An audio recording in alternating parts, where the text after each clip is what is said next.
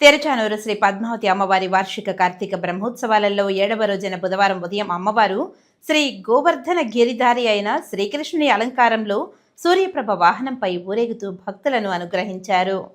మంగళ వాయిద్యాలు, భక్తుల కోలాటాల నడుమ అమ్మవారు ఆలయ 4 మాడవీధుల్లో భక్తులను అనుగ్రహించారు. ఉదయం 8 గంటల నుండి 10 గంటల వరకు వాహన సేవ సాగింది. భక్తులు అడుగడుగున కర్పూర హారతులు సమర్పించి అమ్మవారిని దర్శించుకున్నారు.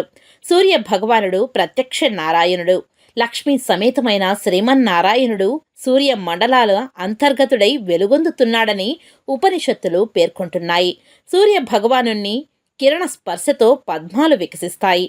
అలాంటి పద్మాలే లక్ష్మికి నివాస స్థలాలు. సూర్య నారాయణి సాక్షిగా తిరుచానూరులో శ్రీవారు తపమాచరించి కృతార్థులయ్యారు. సూర్యప్రభ వాహనంలో అమ్మవారి దర్శనం ఆరోగ్యం, ఐశ్వర్యం, సత్సంతానం, సుజ్ఞానం మొదలైన ఫలాలను పరిపూర్ణంగా ప్రసాదిస్తుంది. వాహన సేవలో తిరుమల పెద్దజీఆర్ స్వామి, చిన్నజీఆర్ స్వామి, EO Syamalarao, JEO Veerabrahmam, deputy EO Govindarajan, ఆలయ అర్చకులు బాబుస్వామి, ఇతర ఉన్నత అధికారులు విశేష సంఖ్యలో భక్తులు పాల్గొన్నారు.